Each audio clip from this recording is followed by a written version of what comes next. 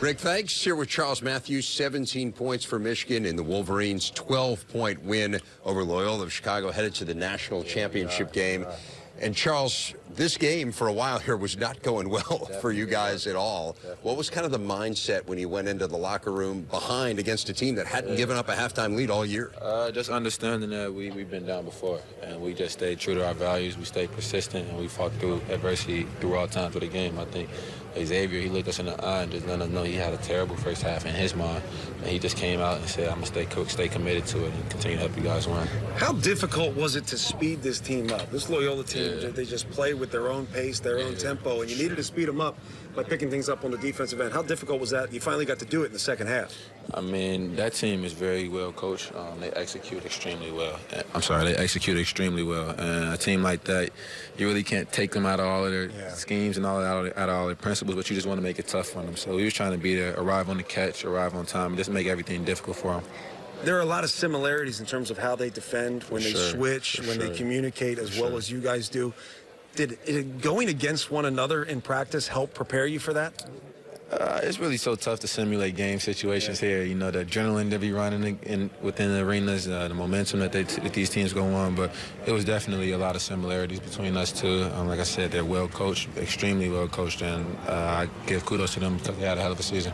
What can you even say about Jerron Simmons coming in? Big time. I mean, being called upon to run the team. Yeah. And we saw John Beilein actually calls him and says, go run the team. Yeah. What can you say about a guy like that who hasn't played a ton of minutes with Xavier playing so well? Yeah, it's all about, like I said, that key word that I keep using is persistence. And he continued to fight throughout the season.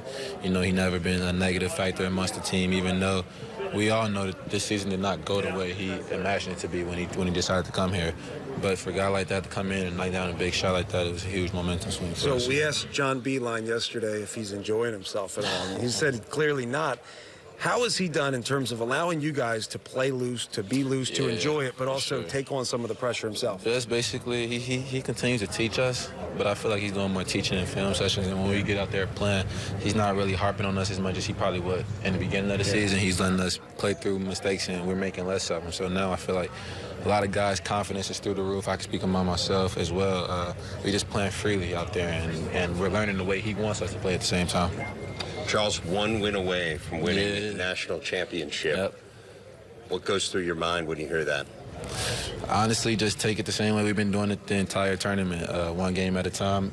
This is a huge game, you know. We always been saying, play this game like it's your last. And, I mean, it's our last game now, and we understand that, and we're just going to leave it all out on the floor. When you think about what you've been through personally, starting at Kentucky, you sat out last year. What does it mean to have had this year go as well as it has? This year ain't been no walk in the park as well. I'm not going to lie about that either, but I think it's just I proved a lot to myself. I look myself in the mirror, look myself, eye to eye, and I just say, what can you do to get better? And I never in my life point a finger, never blame people for my failures or whatnot. And I just feel like when you're going through times of struggle, you should just try to find a way to help others. And that's all I continue to do, and it allowed me to fight through adversity. Well, Charles, congratulations on an outstanding performance. We look forward to seeing the Wolverines back out on the court on Monday playing for a national title. It's Charles Mathews. Let's go back to Chicago.